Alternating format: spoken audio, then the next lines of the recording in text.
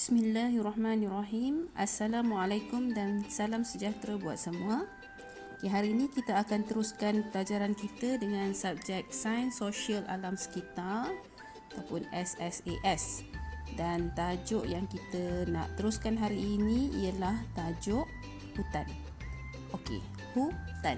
Okey, sekarang jom kita buka buku teks kita pada muka surat 28 hingga 31, di mana kita akan berkongsi maklumat tentang flora dan fauna. Okey, ini muka surat 28. Okey, sebelum tu, ingat tak lagi apa dia flora dan apa dia fauna? Okey, flora ialah tumbuh-tumbuhan, manakala fauna ialah haiwan. Okey, dan hari ini kita nak tengok apa dia flora dan fauna yang terdapat di dalam hutan di Malaysia. Okey, kita akan tengok satu persatu bermula muka surat 28. Okey, pada muka surat 28 dan 29, dia akan berkongsi maklumat tentang flora, manakala pada muka surat 30 dan muka surat 31, kita akan berkongsi maklumat tentang fauna. Okey, kita tengok satu persatu. Okey, yang pertama atas ni. Ni gambar di atas itu adalah pohon meranti. Okey, ataupun pokok meranti. Okey, dia kata pokok meranti mempunyai biji benih bersayap. Okey, ini adalah biji benih dia lah. Bersayap tu maknanya kamu nampak tak 3 cabang ni? Okey, dia nampak macam bersayap. Okey, dan apa ni? Dia cara dia membiak, dia akan terbang di tiup angin lah. Okey, dan bila dia jatuh, kat situ dah dia akan membiak. Okey, itu pohon meranti. Seterusnya kita tengok yang kedua. Ini yang warna merah besar ni. Pokok apa ni? Okey, ini adalah pokok Rafflesia ataupun bunga Rafflesia. Yang mana bunga Rafflesia ni merupakan bunga yang terbesar di dunia. Nampak? Bunga yang terbesar di dunia terdapat di hutan negara kita, iaitu bunga Rafflesia. Dan bunga ini beracun dan berbau busuk. Okey, sebelum ni kita pernah cerita pasal bunga Rafflesia ni kan. Bunga dia sangat besar. Kamu boleh buat pencarian. Buka Google, kamu cuba type Rafflesia. Yang ini. Kamu cuba type Rafflesia, lepas tu kamu tengok akan keluarlah. Kamu nak tengok image ke, kamu nak tengok maklumat ke berkaitan Rafflesia, kamu boleh type dalam Google. Okey, itu yang pertama tadi pokok meranti, dan yang kedua Rafflesia. Okey, seterusnya yang seterusnya ini. Okey, pokok periuk kera. Dia panggil pokok periuk kera. Pokok periuk kera mempunyai daun berbentuk kantung. Nampak tu? Dia kantung dan dalam tu ada air. Okey, dan dia memerangkap semut dan juga serangga-serangga kecil dekat dalam tu. Okay, itu pokok periuk kera, pernah tengok kan? Okay, seterusnya yang ni, nampak tak ni kat atas ni? Ini pokok tualang. Okay, pokok tualang ni menjadi tumpuan lebah membuat sarang. Ini sarang lebah lah ni. Yang dekat atas kamu nampak ni, ini adalah sarang lebah. Ini adalah sarang lebah. Jadinya biasanya lebah ni akan buat sarang pada atas dahan, pada dahan-dahan pokok tualang. Pokok tualang ni besar. Jadi kalau kamu pernah dengar madu lebah tualang ataupun madu tualang, okey, dan biasanya dijual dengan harga yang mahal. Sebab apa? Sebab nak dapatkan dia bukan satu perkara yang mudah. Kena panjat pokok, kena berperang pula dengan lebah untuk dapatkan dia punya madu.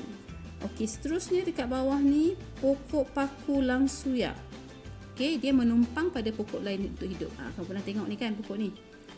Dekat pokok-pokok even kadang dekat rumah kita pun ada.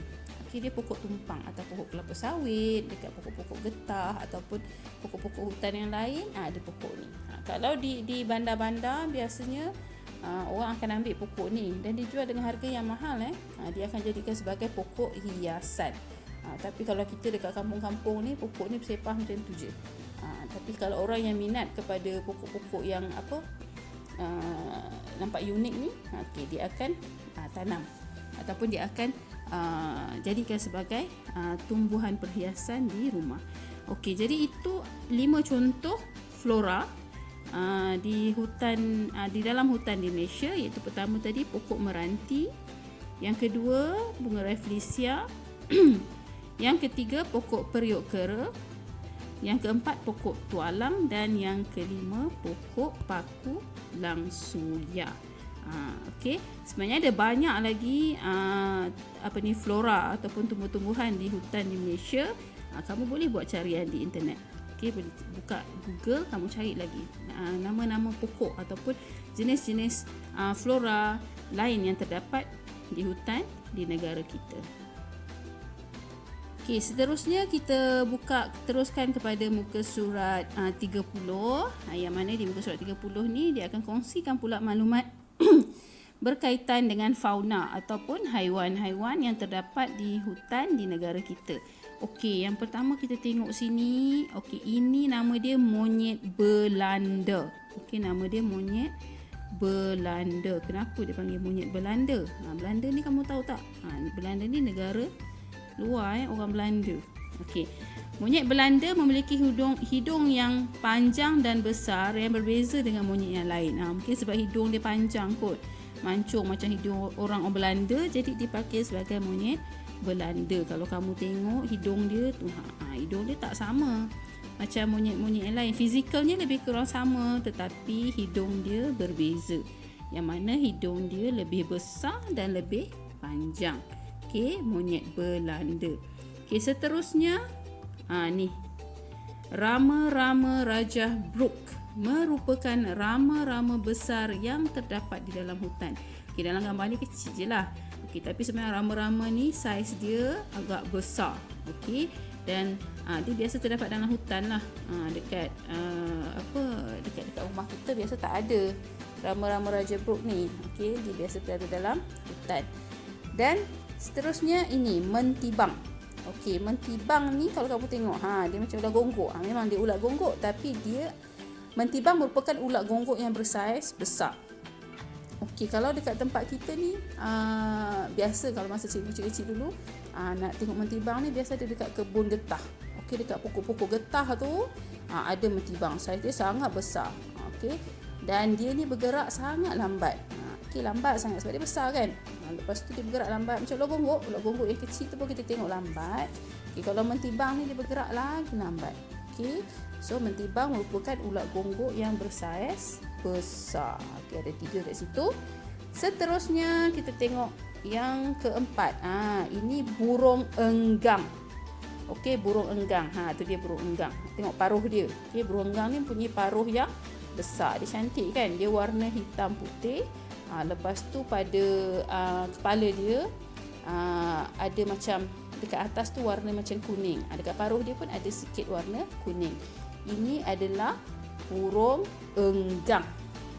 Okey, dan yang terakhir kita nak tengok fauna yang dikongsikan dalam buku teks kita ialah badak Sumatera. Yang mana badak Sumatera merupakan badak sumbu yang terkecil di dunia. Maknanya terkecil.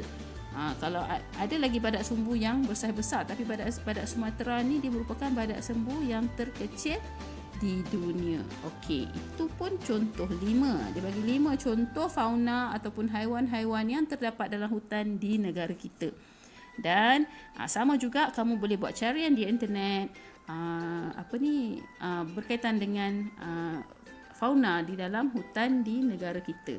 Banyak lagi binatang-binatang terdapat dalam hutan di negara kita. Kamu boleh cari di internet, buat carian di Google.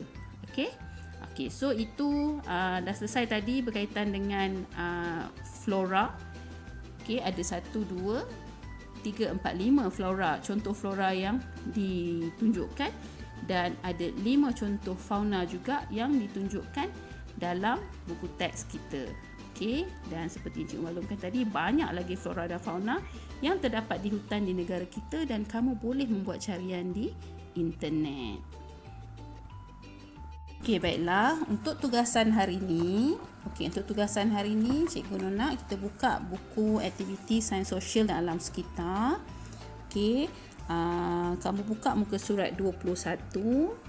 Okey, Ditulis tajuk hutan unit 4. Okey. Muka surat 21 ni dia kata isi tempat kosong dengan nama flora di bawah. Dia dah bagi contoh dah ni. Dia dah bagi pilihan Rafflesia, periuk kera, pokok meranti dan juga bunga heliconia. Ada satu nama yang kalau kamu ingat kita pernah sebut itu. Bunga heliconia tu kamu boleh rujuk dalam buku teks kamu. Yang mana satu bunga heliconia. Okey, jadi kamu tuliskan nama-nama flora tu dekat dalam kotak yang disediakan lah ni. Dia dah bagi gambar, dia bagi kotak, kamu tuliskan nama-nama dia dalam kotak yang disediakan. Okey, seterusnya kita tengok pula muka surat yang seterusnya, itu muka surat 22. Dia suruh namakan fauna di bawah. Okey, namakan binatang-binatang di bawah. Okey, ini adalah contoh-contoh binatang yang kita dah tengok tadi. Dan ada juga binatang yang tak ada dekat gambar dalam 5 yang kita tunjuk tadi. Jadi kamu boleh tengok dalam buku teks kamu, rujuk dalam buku teks. Kalau tak ada, buat carian di internet. And then kamu tuliskan nama-nama binatang ni, nama fauna-fauna ni pada ruangan yang disediakan. Itu latihan yang kedua. Dan latihan yang ketiga, okey, Cikgu nak kamu senaraikan hidupan berikut mengikut kumpulan. Okey, dia dah bagi dah ni. Ada enggang, ada heliconia, ada pokok tualang, ada burung kelicap, ada pokok orkid, pokok meranti, ada badak Sumatera, ada Rafflesia, ada mentibang, ada pokok langsuya, ada rama-rama Raja Brooke dan ada monyet Belanda. Okey, jadi kamu kena kategorikan ataupun kamu kena kumpulkan dia mengikut kumpulan yang betul, iaitu di sini untuk flora dan yang sebelah sini untuk fauna. Kamu just tuliskan je nama-nama flora dan fauna pada ruangan yang disediakan. Okey, jadi ada 3 latihan yang kamu kena selesaikan, iaitu pada muka surat 21, muka surat 22 dan juga muka surat 24. Jadi Cikgu Nur harap kamu dapat siapkan tugasan ini, dan seperti biasa bila dah siap, ambil gambar dan snap gambar dan hantar ke WhatsApp Cikgu Nur sebagai evidence yang menunjukkan kamu telah menyiapkan tugasan.